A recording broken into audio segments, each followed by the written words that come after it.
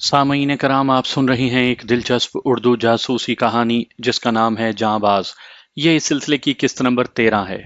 मुझे उम्मीद है आपको मेरी ये काविश पसंद आ रही होगी। आपने अगर अभी तक मेरा चैनल कहानी घर सब्सक्राइब नहीं किया तो अभी मेरे चैनल को सब्सक्राइब करके बेल नोटिफिकेशन ऑन कर लीजिए ताकि आने वाली हर नई कहानी की इत्तला बर वक्त आप तक पहुंच सके।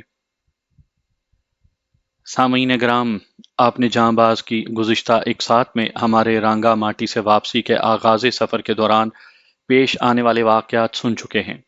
यहीं पर जांबाज का एक हिस्सा ख़त्म हो जाता है, लेकिन हमारी मुश्किलात, दुश्वारियाँ, अपनों की गद्दारियाँ, दुश्मनों की रेशा दवानियाँ और नादीदा क़ुव्वतों के हिसार में घिर जाने के वाक़यात ख़त्म नहीं हुए, बल्कि उनमें इजाफ़ा होता गया। इन तमाम गुज़िश्ता और आइंदा पेश आने वाले वाक़यात को सुनाते वक्त मेरी ज़हनी और जिस्मानी हालत पर जितना दबाव पड़ा है, उसे मैं ही जानता हूँ। आतिशी शीशे से सूरज की शुआओं को किसी कपड़े या कागज़ पर एक नुक्ते की सूरत में मुर्तकिज़ करने से जैसे वो कागज़ या कपड़ा जल उठता है, उन बीते हुए वाक़यात को समेटते हुए मेरी हालत बिल्कुल वैसी ही हो चुकी है। रात को सोते हुए मैं कई बार हड़बड़ा कर उठ बैठता हूँ। मेरी रफ़ीक़ा हयात ने भी मुतअद्दिद बार मुझे बताया है कि सोते हुए मैं अक्सर बुड़बुड़ाता हूँ और मेरे बेरब्त अल्फाज में अक्सर जादूगरनी, जवाहरात, नहूसत और खून के अल्फाज वो समझ सकी है। इस दास्तान को सुनाते वक्त मैं खुद को दोबारा उन्हीं हालात में घिरा हुआ महसूस करता हूँ जिनका ख्याल आने से ही जिस्म में झुरझुरी आती और दिमाग फटने लगता है। मेरा जी चाहता है कि जांबाज को आगे बढ़ाने से पहले आपसे अपने मुल्क के मौजूदा हालात के हवाले से चंद बातें कर लूं। मुल्क के मौजूदा हालात को देखते हुए कोई जी होश खामोश नहीं रह सकता। क़याम पाकिस्तान से लेकर आज तक हमारे मुल्क के अवाम अपनी सादा लोही के बाइस अपने हुक्मरानों के मुल्क और मिल्लत की भलाई के झूठे वादों के पीछे छुपे मकरू अज़ाइम से बेखबर उनकी हर बात पर सरे तस्लीम खम करते हुए कुर्बानियों पर कुर्बानियां देते चले आए हैं। अमरीका बहादुर ने मुसलमानों को सफ़ाए हस्ती से मिटाने के यहूदी अज़ाइम को पूरा करने के लिए दुनिया भर के मुसलमानों पर अरसाए हयात तंग कर रखा है। वो मशरिक़ वस्ता के तेल से माला माल मुस्लिम ममालिक पर इराक के हमले का खौफ बिठाकर दोनों हाथों से ना सिर्फ उनकी दौलत लूट रहा है, बल्कि अपने नाकारा और पुराने जंगी हथियार बहुत महंगे दामों उन्हें बेच रहा है। बल्कि उसी झूठे खौफ को वजह बनाकर अपनी बर्री, बहरी और फ़िज़ाई फ़ौज भी उन मुल्कों में तैनात कर रखी है, जिनके तमाम अखराजात ये मुस्लिम ममालिक बर्दाश्त कर रहे हैं। ये एक मुसल्लमा हकीकत है कि पाकिस्तान एटमी कुव्वत बन चुका है जिस पर तमाम मुस्लिम ममालिक को फ़ख्र और गैर मुस्लिम ममालिक को तशवीश है। दुनिया में बहुत से ममालिक एटमी हथियार बना चुके हैं या बना रहे हैं, जिनमें अमरीका, रूस, चीन, बरतानिया, फ्रांस, इसराइल, शमाली कोरिया और कई एक रूसी चुंगल से आज़ाद शुदा रियासतें और भारत शामिल हैं। लेकिन पाकिस्तान और भारत में मुश्तरका सरहदों और मसला कश्मीर के बाइस जंग होने और एटमी हथियार इस्तेमाल होने का ज्यादा खतरा है। भारत फितरतन एक डरपोक मुल्क है। गीदड़ भुभकियां तो बहुत देता है, लेकिन उसमें पाकिस्तान से अकेले लड़ने की जुर्रत नहीं। इसलिए उसने इसराइल को अपना हमनवा बना लिया है। इसराइल अपने वजूद के पहले दिन से ही इन ममालिक के खिलाफ हालत जंग में है, जिनकी सरहदें उससे मिलती हैं या करीब हैं और या जिन्होंने उसे तस्लीम नहीं किया है। इसराइल बेशक छोटा मुल्क सही, लेकिन उसका हर मर्द और औरत जंगी तरबियत हासिल कर चुका है। भारत से शेख हैंड के बाद इसराइल ने भारत की ईमा पर स्याहों के रूप में अपने कमांडोज मकबूजा कश्मीर में भेजे थे, जो हमारे कहूटा के एटमी प्लांट से सिर्फ 6-7 किलोमीटर दूरी पर पकड़े गए। आजकल पाकिस्तान की एटमी तनसीबात को तबाह करने की साजिश में भारत और इसराइल शामिल हैं और उनको अमरीका और बरतानिया की आशीर्वाद भी मिल चुकी है। और भारत ने पाकिस्तानी सरहदों के करीब अपने हवाई अड्डे भी इसराइली तैयारों, खसूसन F-16E को, जो कि पाकिस्तान के F-16 से बदरजहा बेहतर और अपग्रेडेड हैं और जिनमें हमला करने के इलाके में सैकड़ों मील के दायरे में मवासलाती निज़ाम को जाम करने की सलाहियत भी है, इस्तेमाल करने की इजाज़त भी दे रखी है। उसी इसराइल की शय पर भारत की कश्मीर की कंट्रोल लाइन के अलावा पाकिस्तान की बैनुल अक़वामी सरहद पर बिला जवाज़ फायरिंग और मुदाखलत में रोज़ अफजों इजाफा हो रहा है। हालिया फौजी हुकूमत के आने से कबल 52 साल से मुल्की लुटेरे सियासतदानों और हुक्मरानों के जुल्म सितम और मुल्की दौलत को लूटने वालों के एहतसाब और मुल्की दौलत के वापस आने की उम्मीद ने عوام کے مردہ جسموں میں زندگی کی جو لہر دوڑا دی تھی، اسے اس حکومت کی سست روی پھر سے مایوسی میں بدل رہی ہے۔ ایسا محسوس ہوتا ہے کہ نوکر شاہی اپنی گہری جڑوں کے باعث اس فوجی حکومت کو بھی بے بس کرنے کے در پہ ہے۔ ایک طرف یہ مردار خور حکمران اپنے ضمیر فروش وکلاء کے ذریعے اپنے مخالف مقدمات کو بلا جواز طول دے رہے ہیں، اور دوسری طرف امریکہ اور اس کے مغربی ہواری ہمارے اندرونی معاملات میں اس قدر دخل دے رہے ہیں کہ ایسے محسوس ہوتا ہے کہ ہمارے ملک پر ان کی حکمرانی ہے۔ ہمارے صدر اور chief executive general Pervez Musharraf 4 star general ہیں۔ انہیں اگر یقین ہے کہ انہوں نے جن حکمرانوں کا تختہ الٹ کر انہیں پابند زندان کیا ہے وہ واقعی ملکی غدار اور لٹیرے ہیں، تو انہیں فوجی عدالتوں کے ذریعے سزا دے کر کیفر کردار تک کیوں نہیں پہنچاتے؟ اگر ایک فوجی کا کسی غلطی یا ڈسپلن کی خلاف ورزی کرنے پر کورٹ مارشل ہو سکتا ہے اور کسی فوجی کو میدان جنگ سے بھاگنے پر سزائے موت ملتی ہے، تو ان لٹیروں حکمرانوں کو جنہوں نے پورے ملک کو بیچ کھایا اور ملکی سالمیت کو انتہائی خطرے میں ڈال دیا تھا، ان کے بھی تو فوجی عدالتوں کے ذریعے فوری فیصلہ کیوں نہیں کیے جاتے؟ اگر جنرل صاحب کے ذہن میں امریکہ، جاپان اور مغربی ممالک کا دباؤ ہے، تو میں پورے یقین سے کہہ سکتا ہوں کہ یہ دباؤ چند افراد کو معزول کرنے اور حراست میں لینے کے لیے نہیں، بلکہ اپنے مفادات کے تحفظ کے لیے ہے۔ ان ممالک کو ان کے جائز مفادات کی تحفظ کی یقین دہانی کروا دی جائے تو ان کا دباؤ بھی ختم ہو جائے گا۔ دوسری صورت یہ ہے کہ چین، ایران، عراق، لیبیا، کیوبا اور شمالی کوریا کی طرح امریکہ اور اس کے ہواری ممالک سے ناطا توڑ دیا جائے۔ ہم ورلڈ بینک اور IMF کو ان سے لیے گئے قرض سے کئی گنا زیادہ سود ادا کر چکے ہیں۔ ان سے ناطا توڑ کر اور قرض کی ادائیگی روک کر بھی ہم زندہ رہ سکیں گے۔ آخر ایران، لیبیا، شمالی کوریا، عراق اور سب سے بڑھ کر چین بھی ان سود خور مہاجنوں کی امداد کے بغیر زندہ ہیں اور ہم سے بدرجہ بہتر، باعزت اور خود مختاری کی زندگی گزار رہے ہیں۔ ان مہاجن سود خور ممالک کے بھرپور تعاون کے باوجود ہمارے ملک کے 80% عوام زندگی کی بنیادی سہولتوں سے بھی محروم ہیں۔ ان کے غیر محسوس تعاون کے بغیر بھی ہم مر نہیں جائیں گے۔ باقی رہا ان کے بغیر بھارت کے ہم پر حملہ کرنے کا خدشہ، تو یقین جانیے بھارتی ہندو کی دھوتی پاکستان کے ایٹم بم کا نام سنتے ہی خراب ہو جاتی ہے۔ بس اپنی ایٹمی تنصیبات کو محفوظ رکھیں۔ بھارت ہمیشہ کوسوں دور سے ہیجڑوں کی طرح تالیاں بجا بجا کر ہمیں ستاتا رہے گا، لیکن اسے ہمارے قریب آنے کی کبھی جرت نہیں ہوگی۔ ہم تو بحر ظلمات میں گھوڑے دوڑانے والے ہیں، یہ دھوتی پرشاد ہمارے مقابل کہاں آ سکتے ہیں؟ گاؤں کے سربراہ نے ہماری میزبانی اور خاطر تواضع میں کوئی کسر نہیں چھوڑی تھی۔ دوپہر کے کھانے کے دوران اس نے بتایا کہ اس کے گاؤں کے چند لوگ راستے میں زخمی پڑے چکما سردار کو رانگا ماٹی چھوڑ آئے ہیں۔ وہ تھوڑی ہی دیر پہلے گاؤں واپس پہنچے ہیں اور انہوں نے بتایا ہے کہ راستے میں انہوں نے 200 سے زیادہ زخمی اور مردہ چکما لڑاکے جوانوں کو بھی دیکھا تھا، جس کی اطلاع انہوں نے ان کے قبیلے والوں کو دی اور قبیلے والے لاشیں اور زخمیوں کو اٹھانے اسی وقت روانہ ہو گئے۔ رانی اور اس کے لڑکے کی اس کے گاؤں میں مسلح غیر ملکیوں کی ہمراہ آمد سردار کے زخمی ہونے اور اتنی بڑی تعداد میں لڑاکوں کے زخمی اور ہلاک ہونے سے سربراہ معاملے کی تہہ تک یقیناً پہنچ چکا تھا، لیکن نہ اس نے ہمیں کریدنے کی کوشش کی اور نہ ہی ہم نے اسے کچھ بتایا۔ ویسے اس کے چہرے سے پریشانی صاف ظاہر ہو رہی تھی۔ اس کے اپنے آدمیوں سے بار بار ہمیں لے جانے والی کشتیوں کے بارے میں پوچھنے سے صاف آیا تھا کہ وہ ہمارے جلد از جلد اپنے گاؤں سے جانے کا خواہش مند ہے۔ ہم بھی یہی چاہتے تھے کہ جتنی جلدی ممکن ہو یہاں سے نکل جائیں۔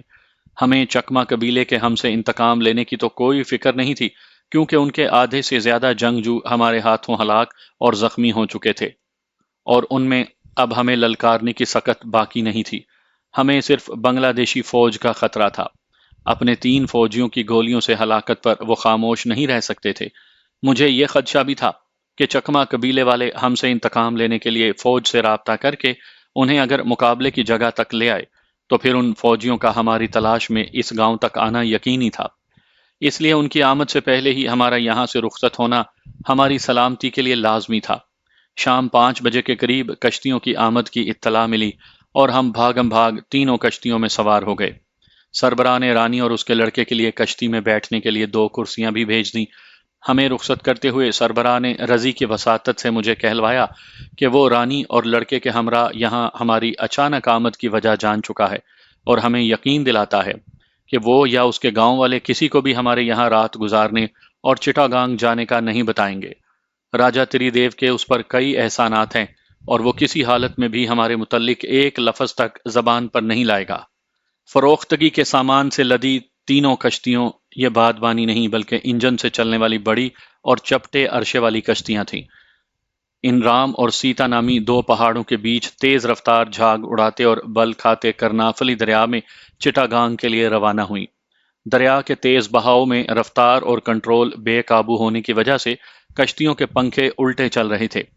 3 گھنٹے تک تیز بہاؤ سے لڑتے اور پہاڑی گزرگاہ میں بل کھاتے دریا میں کشتیوں کو کنٹرول کرتے گزر گئے۔ میں اور میرے ساتھی کشتیوں پر لدے سامان کی اوٹ میں بیٹھے تھے۔ رضی تھوڑی تھوڑی دیر بعد اپنی جگہ سے اٹھتا اور ہمیں بتاتا کہ اب کتنا سفر باقی رہ گیا ہے۔ سب سے اگلی کشتی میں کیسر اپنے آدھے ساتھیوں اور آدھے تھائیوں کے ساتھ تھا۔ درمیان والی کشتی میں راجے کا لڑکا، رانی کلپنا، رضی اور رضی کی بیوی، میں اور میرا نمبر 2 تھا، اور آخری کشتی میں کیسر کے باقی ساتھی اور تھائی تھے۔ ہمارے پروگرام کے مطابق ہماری کشتیوں کو چٹاگانگ میں کشتیوں کے گھاٹ پر ہمیں اتارنا تھا جو نارائن گنج میں تھا۔ میں چٹاگانگ آخری بار سن 65 کی پاک بھارت جنگ کے فوری بعد گیا تھا۔ اس وقت یہ مشرقی پاکستان یعنی میرا ملک تھا، اور اسی جگہ اب میں چوری چھپے جا رہا تھا۔ چند غداروں کی غداری کے باعث دنیا کی سب سے بڑی اسلامی مملکت پاکستان 2 لخت ہو چکی تھی، اور اب اپنے ہی ملک کے اس حصے میں داخلے کے لیے پاسپورٹ اور ویزے کی ضرورت تھی۔ چٹاگانگ میں قیام کے دوران کئی مشرقی پاکستانی میرے گہرے دوست بن چکے تھے، جن میں شاہ جہاں ہوٹل کا مالک بھی تھا۔ رات کے اندھیرے میں ٹمٹماتی روشنیوں میں ہم چٹاگانگ میں گھاٹ پر اترے۔ رضی زور دے رہا تھا کہ اس کے یہاں کئی جاننے والے ہیں، اس لیے ان کے ہاں جا کر ٹھہریں، لیکن میں نے اس کی تجویز رد کرتے ہوئے فیصلہ کیا کہ ہم پہلے اصفہانی کالونی میں جائیں گے۔ میں نے اپنی عملی زندگی کا آغاز اصفہانی ٹی کمپنی چٹاگانگ میں کیا تھا، اور پاکستان میں میری تازہ ترین معلومات کے مطابق اس کمپنی کے مالکان بنگلہ دیش بننے کے بعد بھی چٹاگانگ اور ڈھاکے میں اپنا کاروبار جاری رکھے ہوئے تھے۔ اس کمپنی میں میرے سینئر اور مجھے کام سکھانے والے محمود شیرازی تھے۔ ان کا تو انتقال ہو چکا تھا، لیکن ان کی ایک قریبی عزیزہ تارا باجی مجھے اپنے چھوٹے بھائی کی طرح سمجھتی اور مشفقانہ برتاؤ کرتی تھیں۔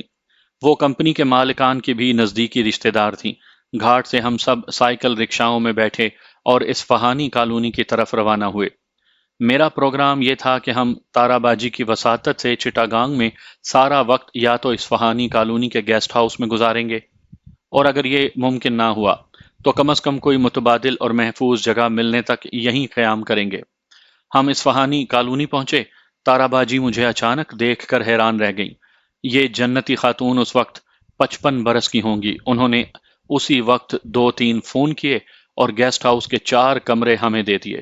مجھے اچھی طرح یاد ہے کہ تارا باجی نے اسی وقت اپنی خادمہ کو، جو انہی کے فلیٹ میں رہتی تھی، جگایا اور اپنے گھر کے علاوہ ہمسایوں سے انڈے اور ڈبل روٹی منگوا کر ہم سب کے لیے آملیٹ، ٹوسٹ اور چائے بنوائی۔ تارا باجی غیر شادی شدہ اور مذہب کی بے حد پابند تھیں۔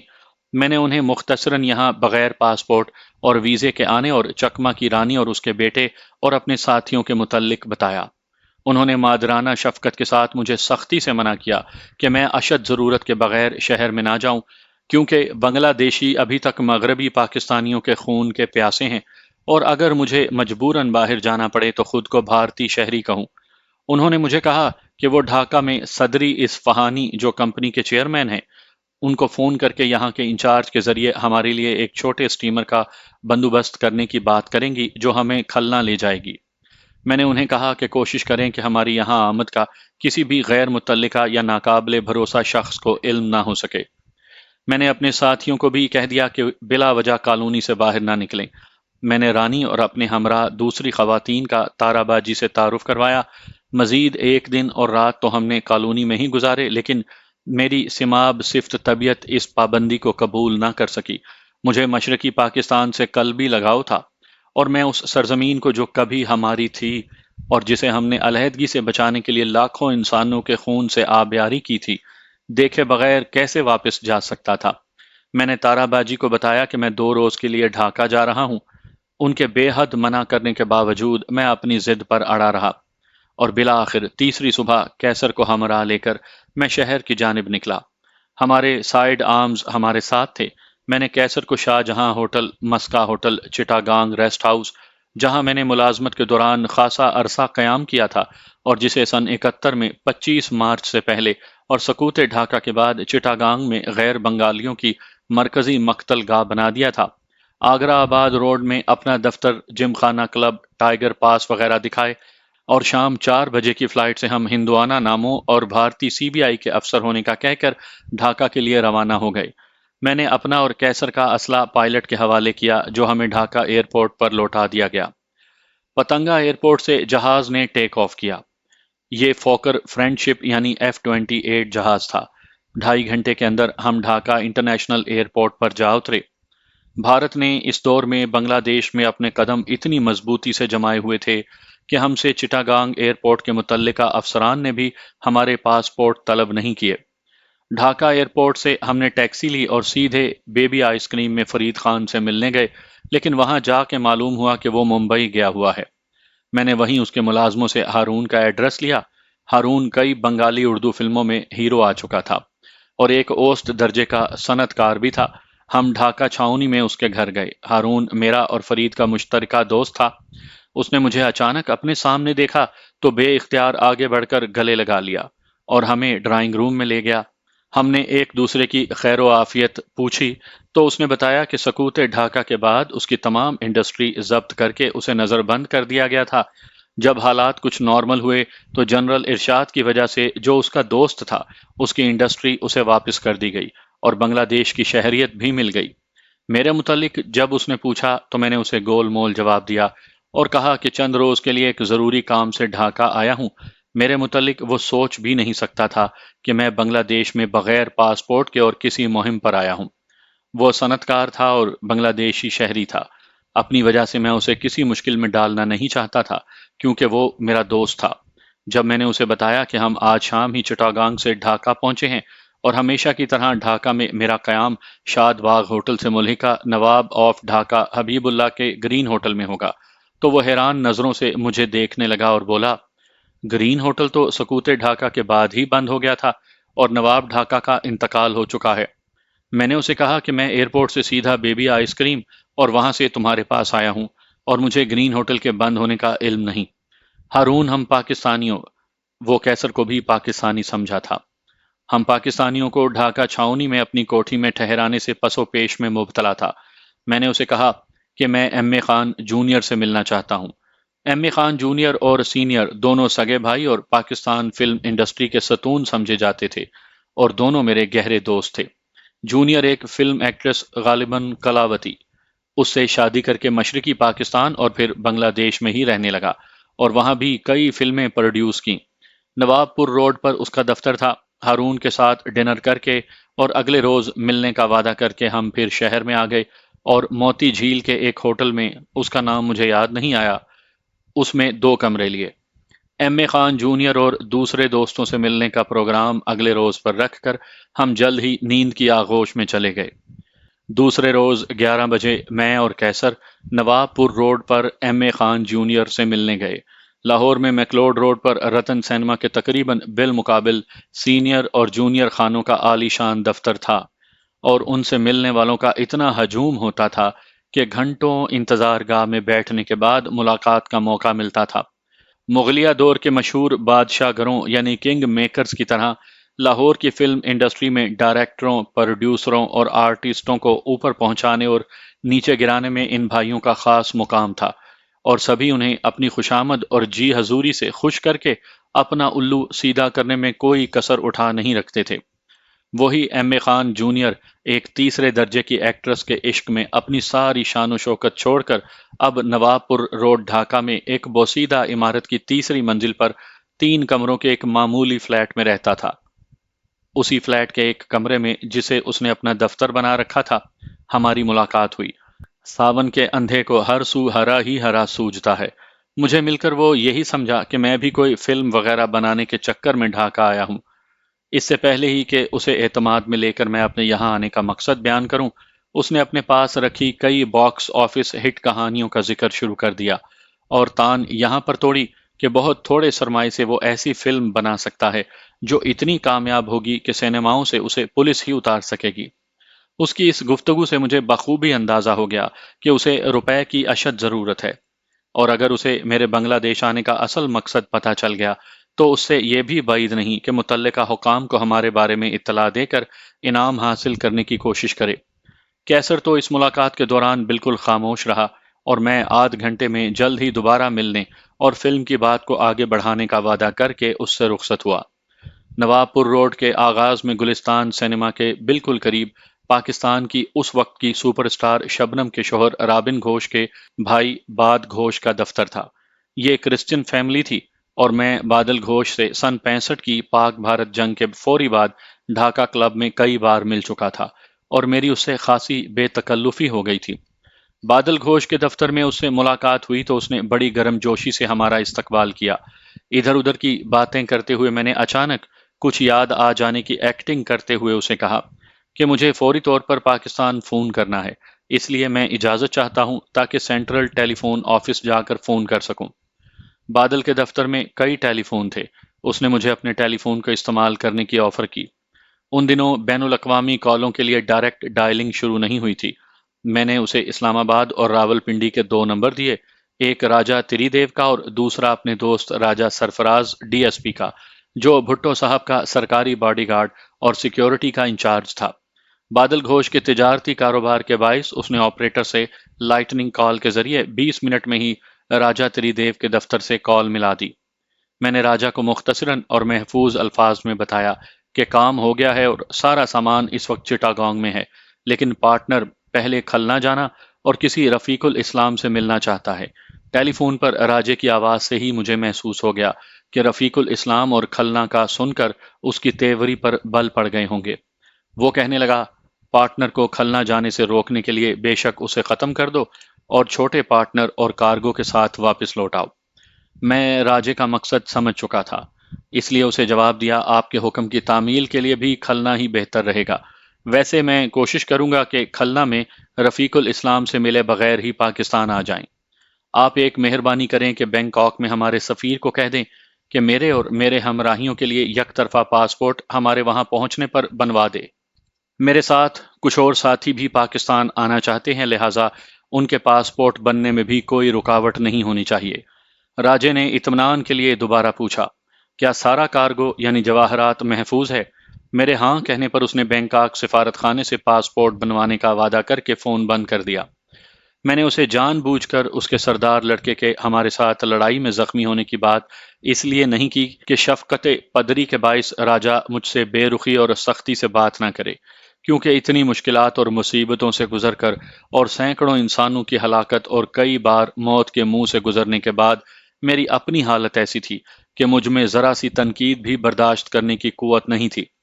اگر راجہ تری دیو مجھ سے سختی سے بات کرتا تو میں اسے تو کیا، اس کے بڑوں کو بھی خاطر میں نہ لاتا، لہٰذا میں نے اس کے بیٹے سے لڑائی کی بات گول کر دی۔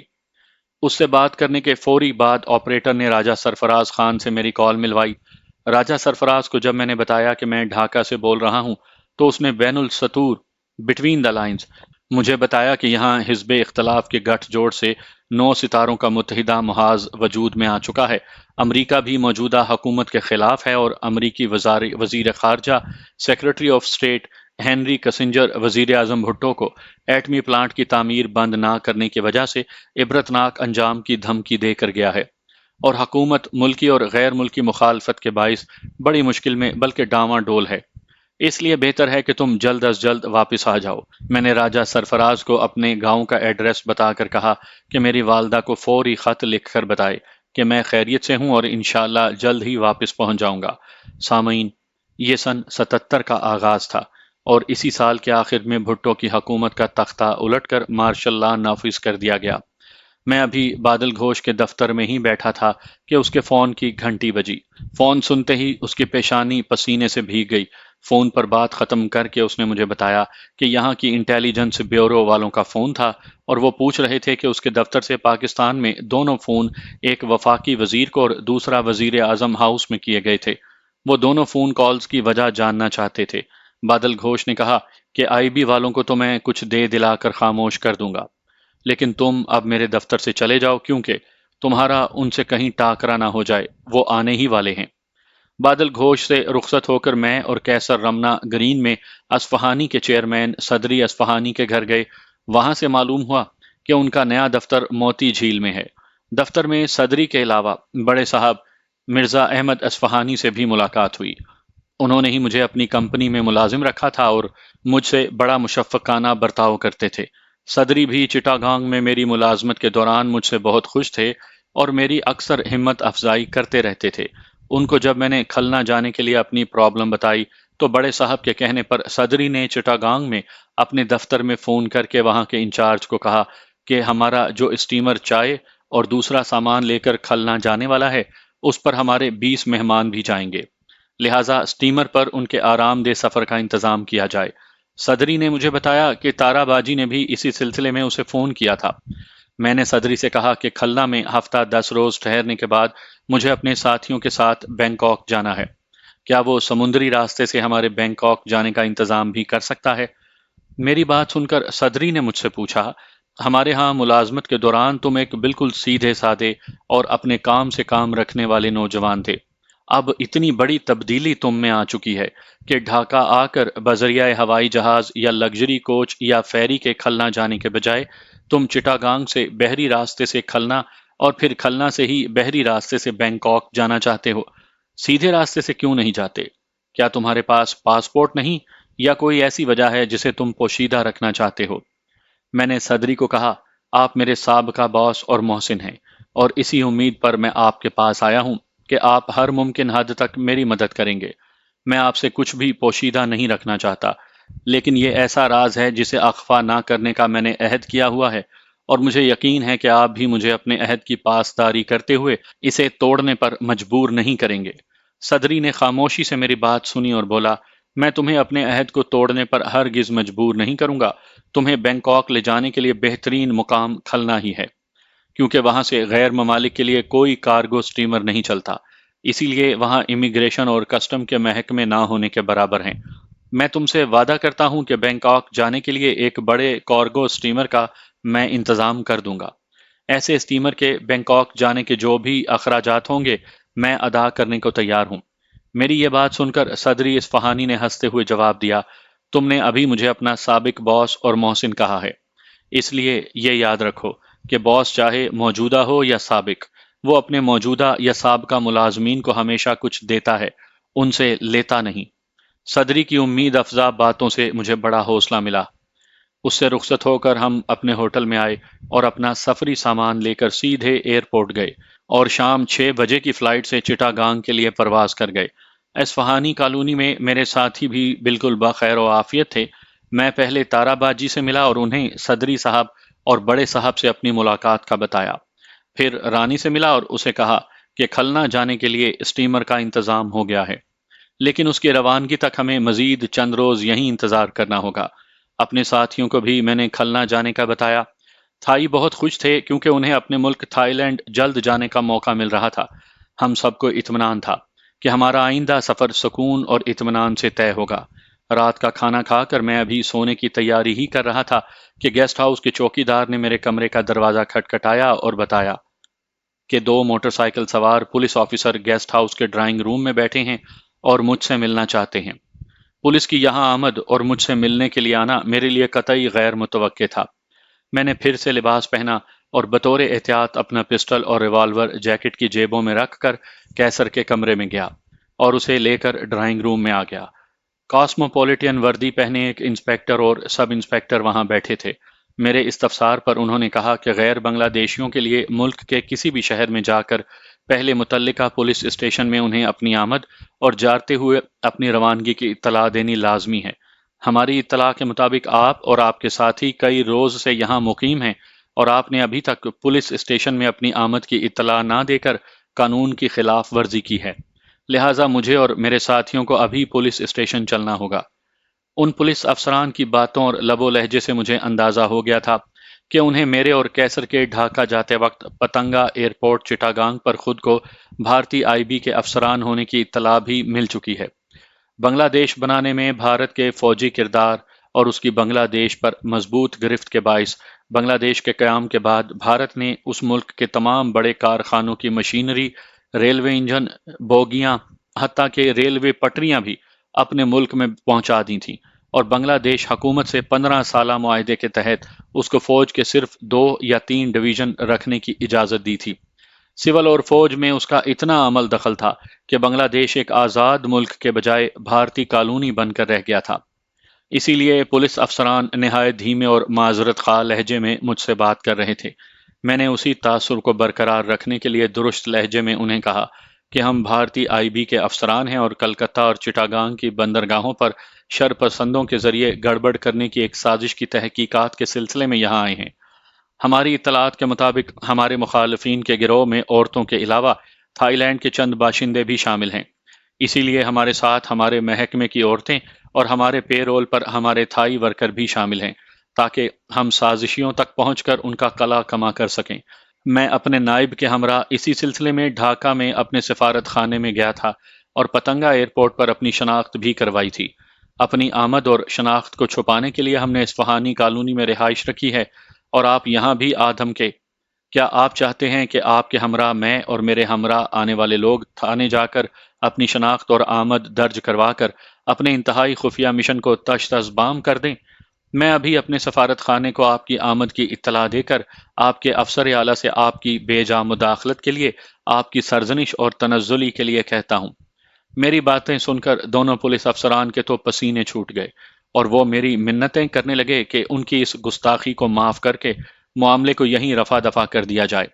ان پولیس والوں کو تو میں نے ذرا اور ڈرا دھمکا کر اور پھر ان کی گستاخی کو معاف کر کے رخصت کیا، لیکن میرے ذہن میں یہ سوال کل بلانے لگے کہ یہ آزادی اس خطے کے لوگوں کو ان کے غدار لیڈروں کے بہکاوے میں آنے سے ملی ہے۔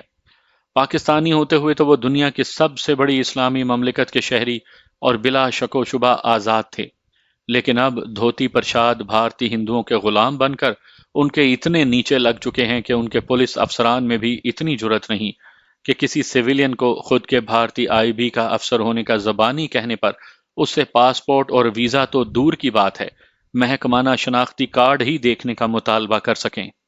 میں اگلے روز آگرہ آباد روڈ پر اصفہانی کے دفتر گیا۔ وہاں کا انچارج بھی اصفہانی خاندان ہی کا ایک فرد تھا۔ اس نے میری بڑی آؤ بھگت کی اور بتایا کہ آئندہ 6-7 روز میں ایک کارگو اسٹیمر ان کا اور کئی دوسری کمپنیوں کا سامان لے کر کھلنا جائے گا۔ اسی اسٹیمر پر وہ صدری کہنے کے مطابق 20 مہمانوں کے سفر کا انتظام کر رہا ہے، اور روانگی سے 24 گھنٹے قبل وہ ہمیں اصفہانی کالونی میں اطلاع بھجوا دے گا۔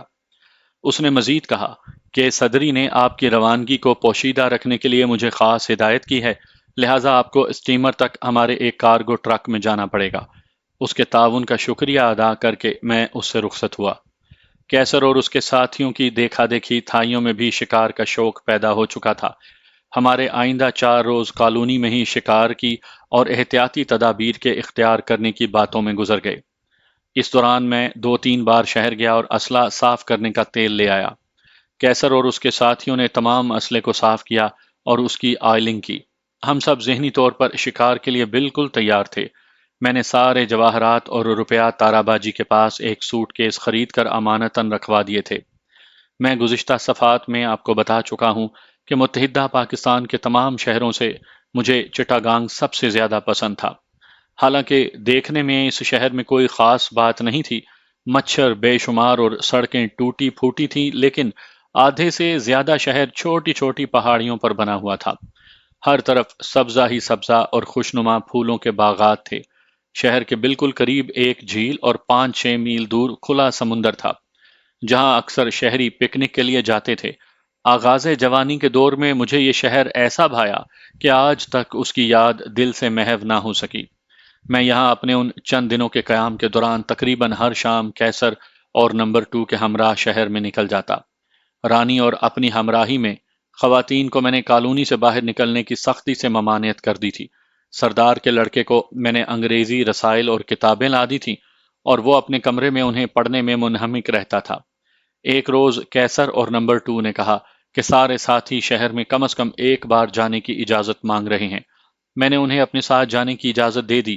ایک شام ہم سب اصفہانی کمپنی کے ملازمین کو لے جانے والی منی بس میں شہر گھومنے کے لیے گئے۔ میں نے سب کو نئی مارکیٹ دکھائی، جہاں پر سینکڑوں دکانوں میں ضرورت کا سب سامان تھا۔ وہاں سے میں نے انہیں مسکا ہوٹل کے ساتھ رس گلے کی دکان پر لے گیا۔ اس دکان کے رس گلے سارے چٹاگانگ میں مشہور تھے۔ سامعین کی دلچسپی کے لیے اس دکان پر پیش آیا ایک واقعہ پیش خدمت ہے۔ اس دکان پر کڑائیوں میں دودھ بھی بکتا تھا۔ میری ملازمت کے دوران چٹاگانگ میں لاہور کے بھولو پہلوان کے پٹھے آئے ہوئے تھے۔ وہ دودھ پینے کے لیے اس دکان پر گئے۔ دکاندار نے کڑھائی میں ماپ کے برتن سے دودھ نکال کر دینا چاہا تو پہلوانوں نے کڑھائی سے گلاسوں میں دودھ نکال کر پینا شروع کر دیا اور چند منٹوں میں ہی کڑھائی خالی کر کے مزید دودھ مانگا۔ دکان میں باقی تازہ دودھ تھا، وہ سب بھی پی کر جب انہوں نے مزید دودھ مانگا تو دکاندار ان کی خوراک اور تنو نوش دیکھ کر اتنا گھبرایا کہ بغیر پیسے لیے اپنی دکان چھوڑ کر بھاگ گیا، اور اس کے ملازم بھی دکان سے باہر آ گئے۔ پہلوانوں نے اب رس گلوں پر ہاتھ صاف کرنا شروع کیا اور تھوڑی ہی دیر میں ساری دکان میں کھانے پینے کی کوئی شے بھی باقی نہ رہی۔ پہلوان تو کھا پی کر ڈکاریں لیتے چلے گئے، اور جب دوسرے روز دکاندار کو پیسے دینے گئے تو اس نے پیسے لینے سے انکار کر دیا، اور اس کے عوض انہیں یہ کہا کہ آئندہ وہ اس کی دکان پر نہ آئیں کیونکہ ان کی اس خوش خوراکی کے باعث اس کے لگے بندے گاہک چھوٹ جائیں گے۔ میں اور میرے ساتھی رس گلے کھا کر فارغ ہوئے ہی تھے کہ مجھے میرے اصلی نام سے کسی نے پکارا۔ پہلے تو میں نے سنی انسنی کر دی، لیکن جب کسی کے ہاتھ میرے کندھے پر پڑے تو میں نے پلٹ کر دیکھا۔ مجھے فوراً یاد آ گیا کہ یہ بنگالی رائے نامی ہندو میری تربیلا ڈیم میں ملازمت کے دوران ہماری غیر ملکی کمپنی میں اسسٹنٹ اکاؤنٹنٹ تھا، اور کمپنی کے پاکستانی ملازمین اور خصوصاً مزدوروں کی تنخواہوں میں بلا وجہ کاٹ چھانٹ کرتا اور اوور ٹائم کے پیسے کوئی نہ کوئی عذر بنا کر کاٹ لیتا تھا۔ ہر طرح سے شریفانہ کوشش کے باوجود جب وہ اپنی حرکتوں سے باز نہ آیا تو ایک روز مزدوروں نے اسے کالونی میں اس کے رہائش گاہ کے راستے پر جاتے ہوئے پکڑ لیا اور اس کی خوب ٹھکائی کی۔ میں بھی موقع پر موجود تھا اور میرے اشارے پر کمپنی کے سیکیورٹی گارڈز نے بھی اسے چھڑانے کی کوئی کوشش نہ کی۔ دوسرے روز یہ معاملہ ریٹائرڈ بریگیڈیئر ظفر، جو چیف سیکیورٹی آفیسر اور پرسونل مینیجر تھے، ان کے سامنے پیش ہوا تو میں نے اور سیکیورٹی گارڈز نے اس واقعے سے قطعی لا علمی بتائی، اور کوئی گواہ نہ ہونے کے باعث اسے پیٹنے والوں کے خلاف کوئی تادیبی کارروائی نہ ہو سکی۔ تب سے رائے نامی یہ اکاؤنٹنٹ میرے انتہائی خلاف ہو گیا، لیکن اس نے اپنے بغض کا کبھی برملا اظہار نہ کیا۔ سقوط ڈھاکہ کے بعد غیر ملکی کمپنی کے افسران نے خصوصی طور پر حفاظتی انتظام کر کے اسے بنگلہ دیش بھجوا دیا تھا۔ اب اسی رائے نے میرے شانے پر ہاتھ رکھ کر مجھے اپنی جانب متوجہ کیا اور چھوٹتے ہی بولا، کیا مجھے تم نے پہچانا ہے؟ میں وہی رائے ہوں جسے تربیلا میں تم نے مزدوروں سے پٹوایا تھا اور گواہی دیتے وقت سارے واقعے سے مکر گئے تھے۔ یہ بتاؤ چٹاگانگ میں کیسے آئے ہو اور کہاں ٹھہرے ہو؟ اس کے لب و لہجے اور انداز گفتگو سے مجھے بخوبی اندازہ ہو گیا کہ مجھے یہاں دیکھ کر اس کے انتقامی جذبات پھر سے بھڑک اٹھے ہیں، اور یہ یقیناً ہمارے لیے یہاں مشکلات پیدا کرے گا۔ میں نے اسے کہا کہ بہتر ہوگا کہ ہم دکان سے باہر جا کر باتیں کریں۔ گواہی دیتے وقت میں مجبور تھا اور مجھ پر اوپر سے دباؤ تھا۔ میں تمہیں ساری بات بتا کر تمہاری غلط فہمی دور کرنے کی کوشش کروں گا۔ کیسر میرے ساتھ ہی بیٹھا ہماری ساری گفتگو سن رہا تھا۔ میں نے رائے کو ظاہری مخاطب کرتے ہوئے اور کیسر کو سمجھانے کے لیے کہا کہ میں اکیلا ہی یہاں آیا ہوں اور ہم ریلوے اسٹیشن کی طرف چلتے ہوئے باتیں کریں گے۔ یہ کہہ کر میں اٹھ کھڑا ہوا اور رائے کے ساتھ ریلوے اسٹیشن کی طرف چل پڑا۔ اب رات پڑ چکی تھی۔ ریلوے اسٹیشن اور اس دکان کے درمیان خاصی جگہ سنسان تھی۔ ہم باتیں کرتے ہوئے اس سنسان جگہ پر پہنچے تو میں نے جوتے کے تسمے باندھنے کے بہانے جھک کر پیچھے دیکھا تو ایک گاڑی جس کی ہیڈ لائٹس کے بجائے پارکنگ لائٹس جل رہی تھی، نہایت آہستگی سے ہمارے پیچھے آ رہی تھی۔ میں نے آگے پیچھے دیکھ کر کہ کوئی اور گاڑی یا پیدل شخص تو ہمارے پیچھے نہیں، اس گاڑی کو ہاتھ کے اشارے سے بلایا۔ گاڑی ہمارے بالکل قریب آ کر رک گئی۔ کیسر اور اس کے دو ساتھی فوراً ہی گاڑی سے باہر نکلے، اور اس سے پہلے کہ رائے کچھ بھانپ سکے ان تینوں نے اسے اٹھا کر گاڑی میں ڈالا۔ میں نے اصفہانی کی اس منی بس کے ڈرائیور کو چودھری عزیز بلڈنگ لال ڈگی کی طرف چلنے کو کہا۔ لال ڈگی سیاسی جلسوں کے لیے مشہور میدان تھا۔ اس کے آخر میں جا کر میں نے ڈرائیور کو گاڑی روکنے کو کہا۔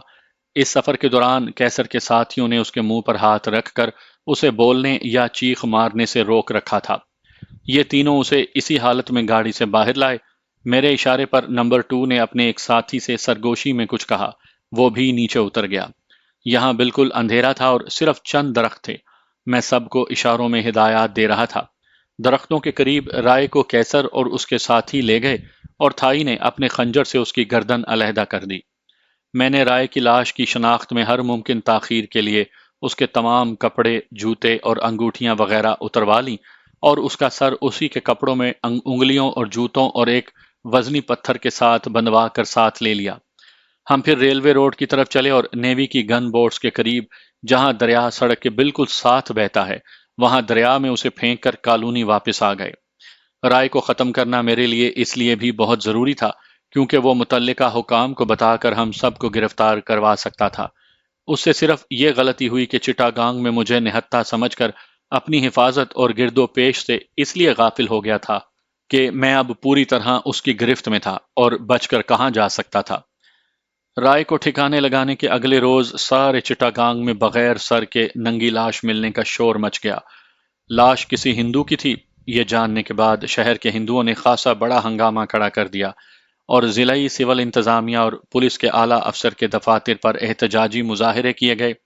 سقوط ڈھاکہ کے بعد مغربی پاکستان میں مقیم ہندوؤں کی ایک بڑی تعداد چٹاگانگ میں آباد ہو گئی تھی، اور ان میں مسلمانوں کے خلاف اتنا تعصب تھا کہ کسی غیر بنگلہ دیشی مسلمان کو برداشت کرنا تو دور کی بات ہے، یہ بنگلہ دیشی اور چٹاگانگ کے قدیم رہائشی مسلمانوں کو بھی خاطر میں نہ لاتے تھے۔ سارے کاروبار پر ہندوؤں کا قبضہ تھا۔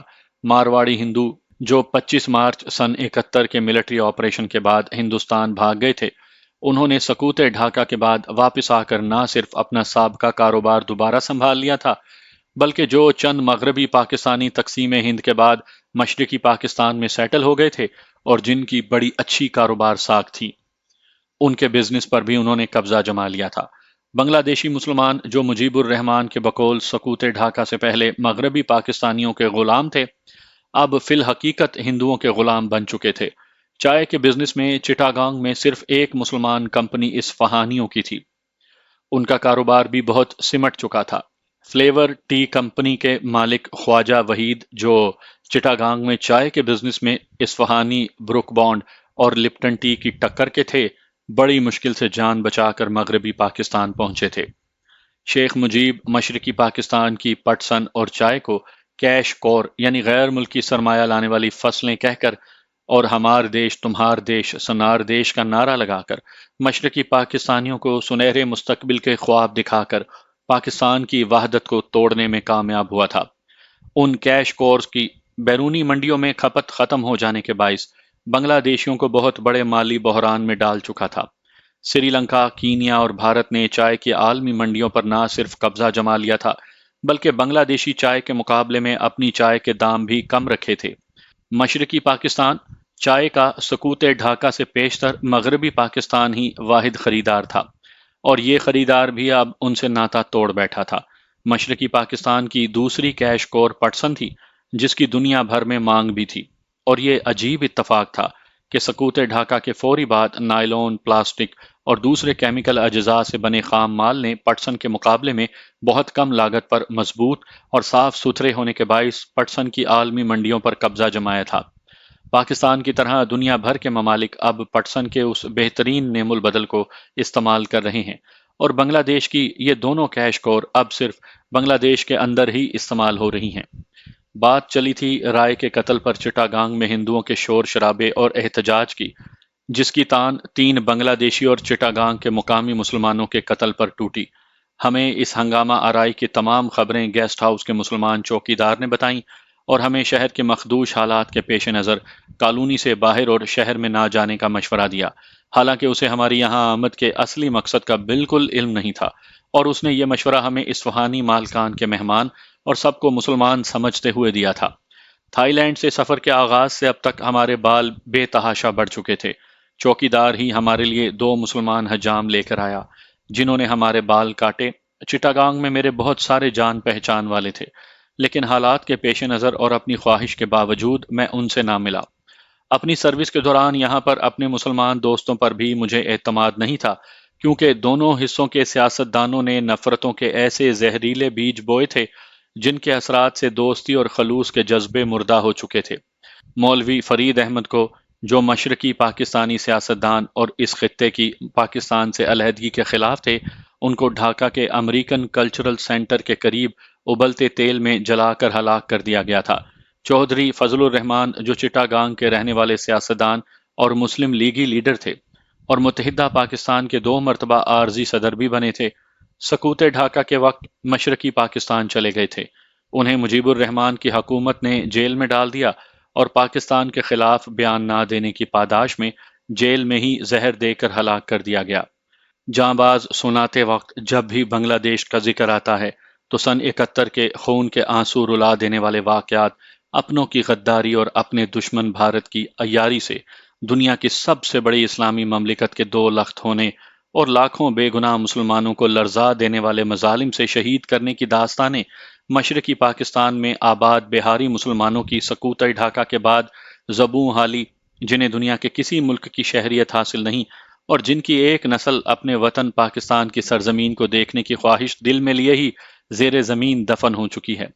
بہاری مسلمانوں کی تقسیم ہند کے بعد مشرقی پاکستان، ہجرت کے بعد سقوط ڈھاکہ کے بعد دوبارہ ہجرت اور کھٹمنڈو کے راستے پاکستان آتے ہوئے ہمارے سفارتی حکام کی صفاقی کے چشم دید واقعات، کھٹمنڈو شہر کے سب سے بڑے پارک رتنا پارک، جسے فیلڈ مارشل ایوب خان کے سرکاری دورے کے دوران ایوب پارک کا نام دیا گیا تھا، اور اس اعزاز پر ہم پاکستانیوں کے سر فخر سے بلند ہو جاتے تھے۔ اسی پارک میں سقوط ڈھاکہ کے بعد کھٹمنڈو آنے والے مہاجر خاندانوں کی بے بسی کے باعث مہاجر کماری لڑکیوں کے 5 روپے اور کھانے کے عوض سر عام عزت کے سودے ہوتے دیکھ کر اور پاکستانی سفارت خانے کے حکام کی بے حسی اور ان مظلوموں کے لیے غیر ملکی امداد کو ہڑپ کر جانے کے واقعات کو تحریر کرنے سے میں باز نہیں رہ سکتا، کیونکہ پاکستانیوں اور خصوصاً ہماری نوجوان نسل کو مغربی موسیقی یعنی پوپ سانگز اور ڈسکو میں پھنسا کر ہمارے بیرونی دشمنوں نے مملکت خداداد پاکستان کے مارز وجود میں آنے کی وجہ اور ان لاکھوں شہداء کے خون ناحق سے پاکستان کی آبیاری کرنے والوں کی یاد کو ان کے دلوں سے محو کر دیا ہے، جسے میں پھر سے زندہ کرنے کی اپنی سی سعی کر رہا ہوں۔